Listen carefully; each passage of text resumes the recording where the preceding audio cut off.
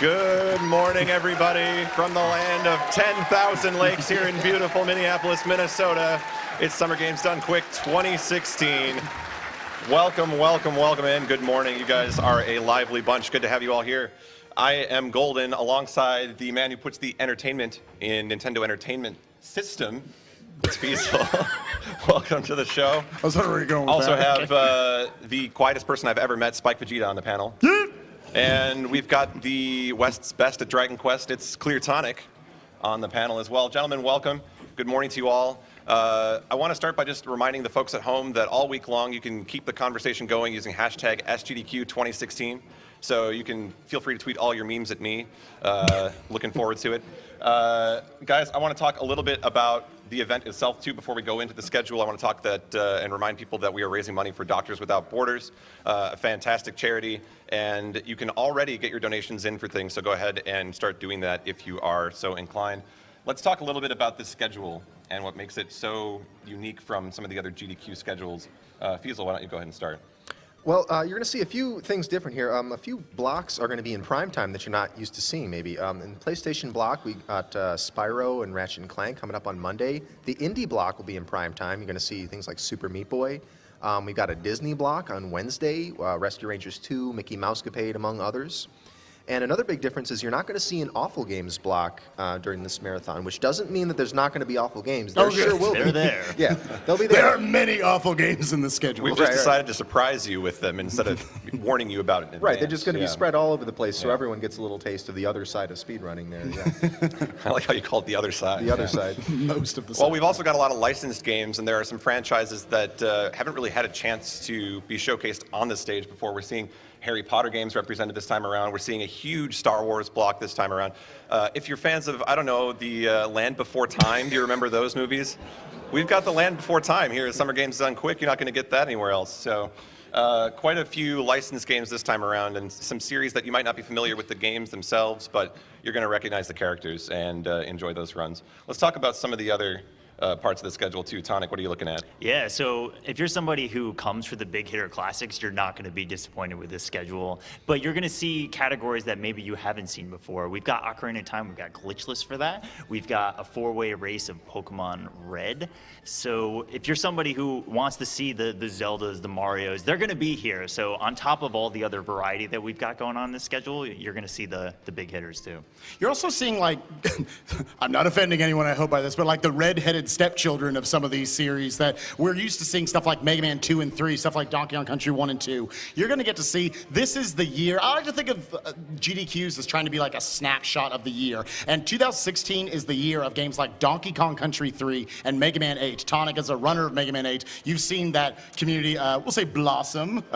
People are bored. I don't know, they got to go to other speed games. But here they are on showcase for you guys, and they are insane. There are very, very passionate communities behind them. And I'm going to go ahead and say it right here. You guys like Super Mario 64? Keep it. I'm kicking it off with an even better 3D Mario in Super Mario Sunshine coming up right after this by Bouncy Boy. That's big. There you go. Well, the audience approves. The audience agrees with you, and I think the reason they did is because we made it an entrance requirement that they all had to post a time in Mario Sunshine to get in this room. So on speedrun.com, it is the third most popular game. It's got like 575 times That's or something. insane. I can't crack the top 500 in that game. Yeah, that is insane. Speaking of Mario Sunshine, our first runner of the event is Bouncy Boy, and he is up and ready to go. And we've actually got the 5th member of our team, Darkman, standing with him for an interview. So Darkman, take it away. All right, guys, welcome back. I am Darkman, and here with me is a good friend of mine, Bouncy Boy. He is our Super Mario Sunshine runner. He's going to be going very shortly. And Bouncy Boy, welcome. Glad to have you here. So, first off, excited, nervous? I mean, how are you feeling right now? A little bit nervous, but, you know, it's GDQ, which is super exciting and awesome. Awesome. So, I mean, How does it feel for you to be the first game of SGDQ 16? I mean, you have. I mean, I don't want to put too much pressure on you, but you have this huge crowd behind us. I mean, some of the most high energy crowd you'll ever see. You know, it's the first run of the marathon. Look at these guys. Look at these guys. Come on, there we go. That's right. So I mean.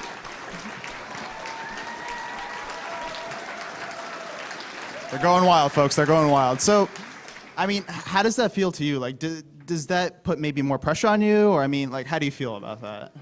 Well, you're not really going to do a run in a GDQ and not have it be high pressure. So I am very excited, and a lot of people were, like, predicting that I'd be the first run. But it didn't really feel like it was going to happen until I saw the schedule. And it's kind of surreal, but it's really awesome. And I'm happy to open it. Awesome, awesome. All right, so I guess I want to say, why Super Mario Sunshine? I mean, it's like you said, you know, it seems like a lot of people in the speedrunning community, they predicted that this would be the opener. I mean, you could make a case for so many games. There's 150 games on the schedule. Why Super Mario Sunshine? You tell me.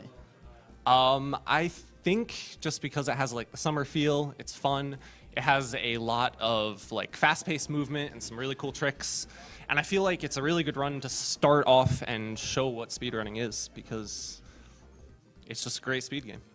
Awesome. Yeah, that's what I want to hear. It's definitely a fast-paced and frantic game. I love it. I mean, real quick, you talk about speedrunning. Just give me a quick story. How'd you get into speedrunning? You know, there's so many people watching here, whether they're in the crowd or whether they're, you know, watching at home, and they may be nervous about getting into speedrunning. Tell me the quick synopsis. How'd you get into speedrunning? I started because I was watching, I think, Let's Plays on YouTube, and then I saw in like recommended videos, I saw Ocarina of Time in 30 minutes or whatever it was by Narcissa, and I watched that and was like, oh my god, this is like the coolest thing ever, because the wrong warp and all this really cool stuff. And then from there I found Samurai Man and I started watching him, and then after Gelato Skip was found, which is a cool skip I'll show in my run, and it was just the coolest thing, so I just decided to give it a shot, and I was supposed to race a friend, and it just kind of kept going. Awesome. Yeah, just goes to show you, folks, that it's very easy to get into speedrunning. You know, people like Bouncy Boy, they just get in just by watching a video, so don't be afraid. All right, that's going to do it for us. I want to thank Bouncy Boy for, you know, taking the time Thank you. for his busy schedule to interview with us, and we're going to kick it back to Golden and the other guys. All right, thank you, Darkman and Bouncy Boy, reporting live from Isle Delfino. We appreciate that interview.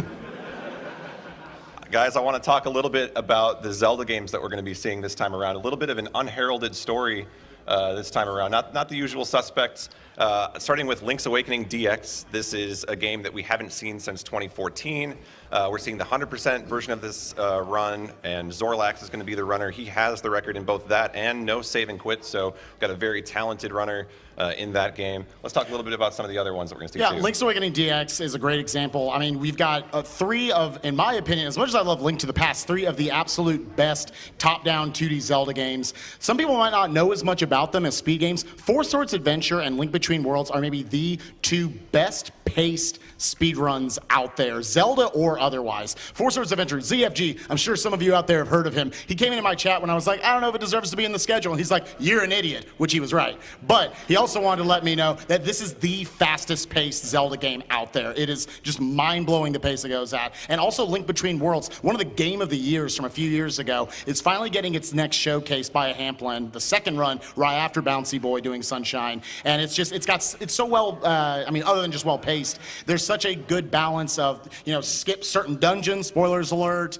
just like really good movement tech all the way throughout, and just fast-paced. So make sure you check out both these great top-down 2D Zeldas.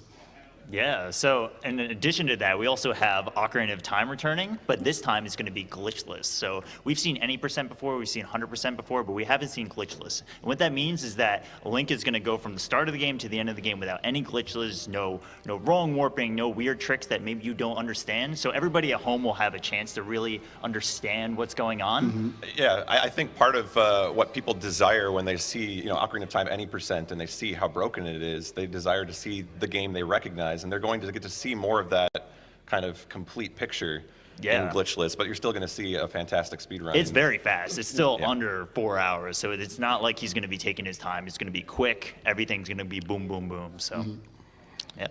right? And of course, there's going to be Zelda 2, a game near and dear I to feel my like you heart. should take this one, Sure, yes. right? And it's interesting because the category choice here, it's any percent death list. It's the most classic category. This is the category that made Zelda 2 big as a speed game. And this is also one of the most difficult categories. Not only is it the most punishing, you have experience management to work with as well. And so it's going to be a hard one. And the big story here, though, is Pro JN versus Simple Dude.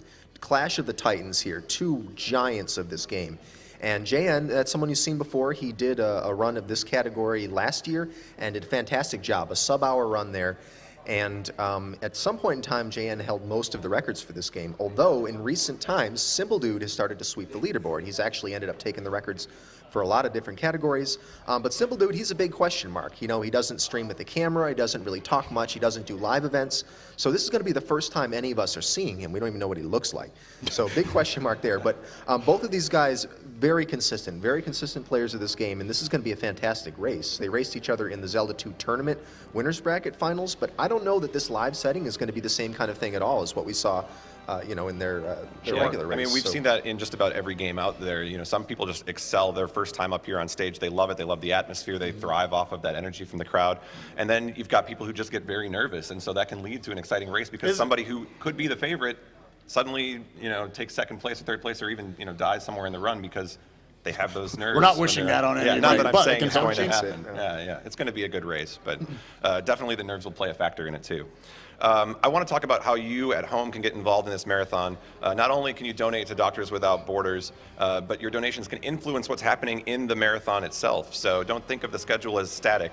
There's certainly opportunities for you to get involved. Spike, let's talk about some of the donation incentives we have this time around. Yeah, let's talk about the DLC, because that's really what it is here, but it's much more fun, I trust you, I promise you. For the GDQs, that I challenge you guys to go to gamesdonequick.com, get on the tracker and check out. It's not just a save, kill the animals button, I promise you. There are so many great, I know you think that, there's so many great incentives on there. One of my absolute favorites is always the naming incentives. Make sure to check out stuff like Final Fantasy VI, all the Zelda file names, and you might be sitting at home like, I've only got like $5 to donate. There's no way I'm going to be able to name one of the characters of Zelda 2. No, get in your $5 right now. You really want Link to be named Jeff? Get in your $5 right now. Get a lot more people. I'm sorry for what I just did. And get a lot. Oh, everything's Jeff. You can get a lot more people kind of on the bandwagon with you, kind of start the, just the steamroll, start the snowball going downhill, and get a lot more people like, yeah, that guy's right, I'm with him. And then before you know it, you have a unique name of Jeff for your Zelda character. Yeah. So. Well, I appreciate that, and actually, I've just been notified that we received a donation to change your name to Jeff. So. Oh, wow. Thank you, Jeff, for those donation incentives. Let's talk a little bit about the bonus games that people can add, because you can actually add entire games to the schedule too. Yeah, that's right. So it's a certain type of donation incentive that we've got games that are sort of floating out there, and if the incentive gets met and we've got time in the schedule, we'll just add a new game. So we can either have standard runs of games, or we can have glitch exhibitions. So we have a Pokemon Blue glitch exhibition, and I don't know if you know this, but speedrunners play their games a lot, so they've probably seen things that people haven't seen before. So these are like very cool glitch exhibitions. And a game that can be added to the schedule is Castlevania Symphony of the Night. But this is going to be blindfolded. So Romscout's going to go through this game with blindfold on and not be able to see anything. He's going to have to use his audio senses. It's going to be crazy. Worth noting, too, that as of yesterday, he managed to glitch the audio out of the game in a blindfold run. So that, I don't know how he's going to finish it if he does that. Would not end well. No. That's going to be I will dangerous. donate my entire bank account. There's not much in it, but if he can beat it with that. Yeah, and by the way, we did check the blindfold, and there are no holes in it, so it is actually going to be a blindfolded run if you get that in. It's very impressive. We'll hopefully get to see that. Let's talk a little bit about how you can also win some prizes at home, too, because not only when you donate do you influence the marathon, but you have a chance to win some of the prizes that you see on the table here. Actually, everything on the table is up for grabs, and we've got much more than that, too. Right, yeah, good old-fashioned prizes. We got a whole table of prizes here, not just the stuff here. We have all kinds of things behind the scenes and things that aren't even on site. We got plushies, we have perlers, there's all kinds of artwork. We got the Save and Kill the Animals. There's Save and Kill the Animals wood paintings. We've got this original artwork right here, which is going to be a prize during the Link Between Worlds run coming up soon. The important thing is go to GamesDoneQuick.com and check out the prize tracker to find out the minimum donation amount for each of these prizes and the period of time in which you have to donate, because each of these prizes is associated with a certain block of games. So you got to know when to get your donation in if you want to qualify for that. And from time to time throughout this marathon, in between runs, our prize guy Sent is going to pop up and show what are some of the upcoming prizes. So stay tuned and watch him. Yeah, and let's also talk a little bit about the grand prize, because I know everybody wants to win a prize, but only one person can win the grand prize. This year, if you win the grand prize, you're taking home an Xbox One with Rare Replay.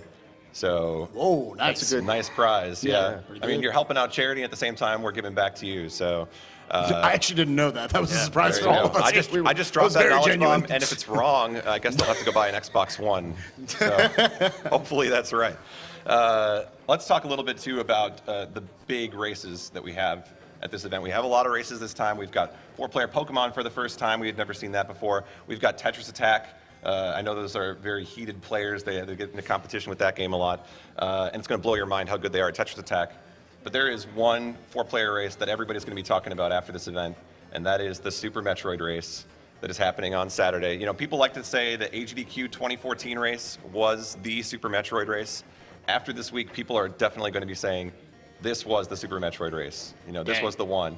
That's a tough one to top. That's a statement you're making right there. We've got, let me just go through the players we've got for you. We've got Zost, who you've seen 5 times already on stage with Super Metroid. We've got Oats and Goats coming back from last year. We've got Sweet Num, who is living with him, so whoever wins out of the two of them will bug the other one for the remainder of eternity. And the other one will probably move out, forcing the winner to pay more rent. So there's some competition there. We also have Behemoth, and he is, like you mentioned earlier with Zelda 2, he's an X factor. We don't really know what he's going to bring to the table. He's a routing master. Let's talk just more in depth about these guys here, get to know them a little bit. The one I want to focus on is actually Sweet Num, because you might sit here and say, oh, are these really the Titans? Sweet Num was actually a fill-in for another runner. He's got the 7th place time. I actually like him a lot for this race. I think whether or not he wins, I think he's going to perform very well. Fiesel, I know you were part of running the Super Metroid tournament, and how well did Sweet Num do in that? Well, he won that tournament, actually. He was completely undefeated and not a single death in the entire tournament, which is amazing, because in that game, even the Zost top couldn't tier do that. players- I'm not calling you out, Right. buddy. I'm just saying. Yeah. Yeah, because that's a game you're going to die in. Even the better you are, the more likely you are to die, because the closer you cut it. But no, very consistent. One of the most consistent Super Metroid players I've ever seen. Yeah, Sweet, I'm sitting at a 43-20. His PB is behind everybody else's. But that being said, a personal best doesn't dictate how you're going to play on that stage. You know, somebody that is more consistent is going to win in that one-off race. You don't really get a chance to just play perfectly. So we'll see how he does with that. I also want to talk a little bit about Behemoth, since we haven't really had a chance to meet him yet. Yeah, sure. So Behemoth is somebody who's sort of been in the shadows for this game, but he's extremely confident when it comes to anything Super Metroid. He's responsible for developing faster, more dangerous routes that pretty much everybody has lived up to these days. And he's somebody who's held the record in the past, so he's showing up at this event, and we haven't seen him at a live event at all before, but he wouldn't show up at this kind of event unless he was completely prepared and ready to go. So Yeah. we don't know what to see out of him. I think in his case, the question is why this event? You know, I mean, he's had opportunities to come in the past. Why now? And I feel like the answer to that is because he's ready. He wouldn't be here without that. So.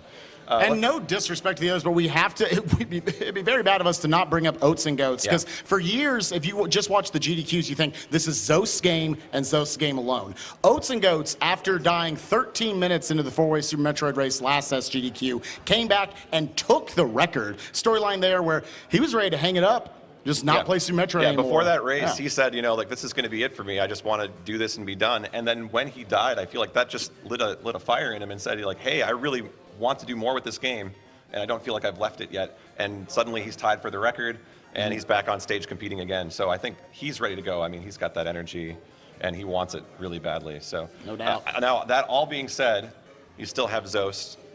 You know, he's all right at the game. He's proven himself on the stage many times. So with that being said, let me get a prediction from you guys. Who do you think is going to take it, and why? Ooh, that's a tough one. I guess I have to say Sweet Num, just because of race consistency, maybe? Okay, I'm gonna look like an idiot for this, but I'm gonna go with Oats and Goats. Like, this is kind of the high roll. He either is going to win this race, I am very confident he can, or he's gonna die once again very early on. It's kind of all or nothing for him, I think. Is he gonna let the emotions get a hold of him? But as a teammate of his, I'm gonna have to vote Oats and Goats. I genuinely have to say Behemoth because I don't think he would Not a popular come opinion. here. All right. No, I think he would come here fully prepared. We don't know what to expect out of him, but he wouldn't show up at this kind of event without having everything down and being ready for this race because it is a big race with a top 7 in a highly competitive game. Right. So. I think the defining question here is this a changing of the guard situation? Can Zost hang on to what he's proven is kind of his game, or are we going to see somebody step up? And I think until you can prove that that's possible, I'm just sticking with Zost. If I'm a betting man, if I'm betting on We the left odds, you the yeah, easy that's pick. Right. I'm just saying. That's right. All right. With that in mind, we've got to kind of wrap this up here. It looks like we are almost ready to go. So let's get into the lightning round very quickly here. Some fast, rapid questions for all of you. And here we go. I prepared these lightning round questions specifically for this moment. Here we I can tell you probably put a lot of time into this. All right, as quickly as you can, give me the answers, starting with Tonic. We're seeing Mario Maker for the second time. Why? 1, 2, 3 Bowsers. Wow. Tetris the Grandmaster, Fiesel. Very quickly describe it. Falling blocks really, really fast. Okay.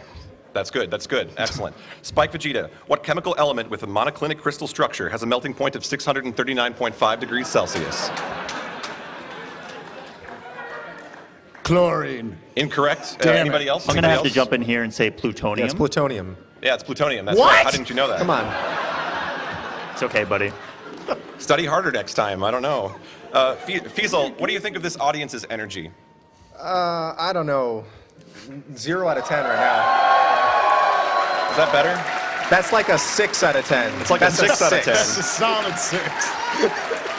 All right. All right, that's better. That's Okay, better. All right, okay. they're getting there. They'll be a 10 out of 10 in due time. All right, Tonic, question for you. There are a lot of attractive people at this event, but who is the most attractive runner? If I had to guess, I think I'm going to have to go with Darkman78. Darkman 78. There he is. That just happened. All right, I'm going to ask you a follow-up question. Who is the creepiest runner?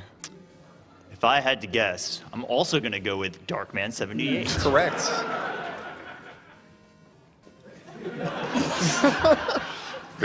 Very was nice. kinda He's a man of creepy, many personalities. All right, and final question here over to Spike. In as few words as possible, please describe what is Pepsi Man? Pepsi Man!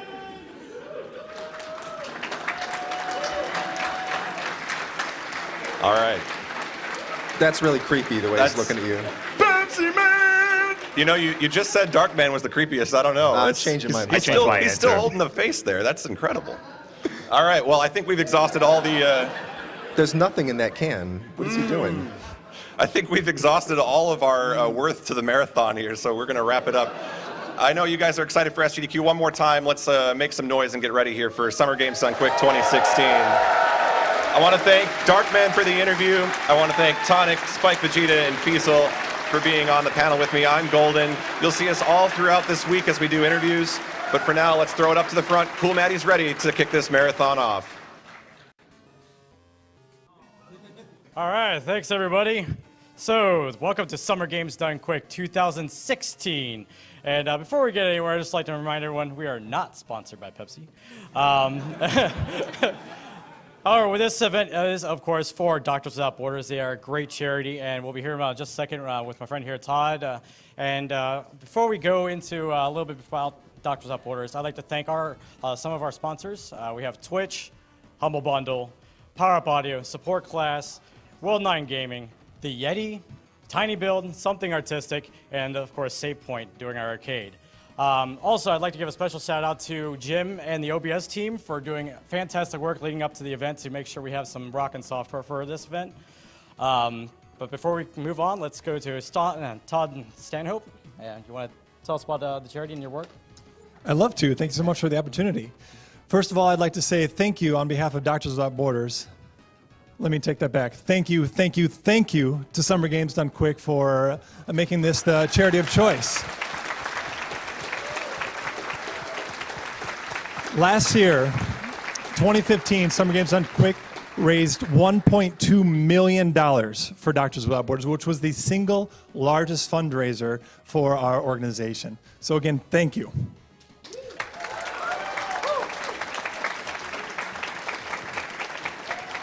I'd like to take this opportunity to tell you guys just a little bit about Doctors Without Borders. Essentially, it started back in the early 1970s when a few rogue French doctors decided they wanted to change the world and started by delivering some health care in Nigeria.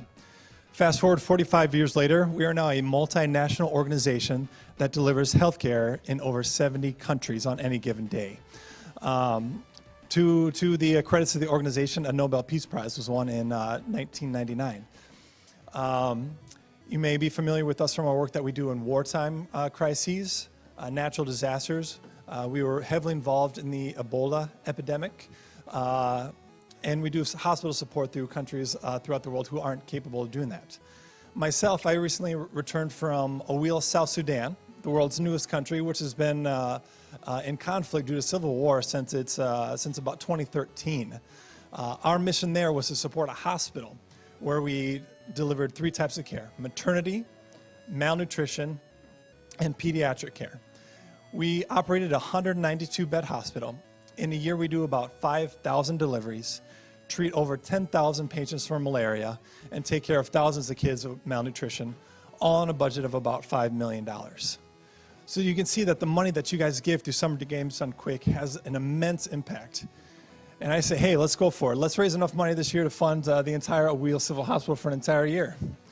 So please, enjoy the Summer Games Done Quick, and as you have the opportunity, as you're able, please donate to Doctors Without Borders.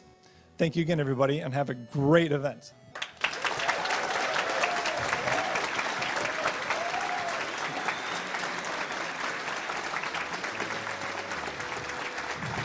All right, and with that, I think we're about ready to toss it over to Bouncy Boy with Super Mario Sunshine.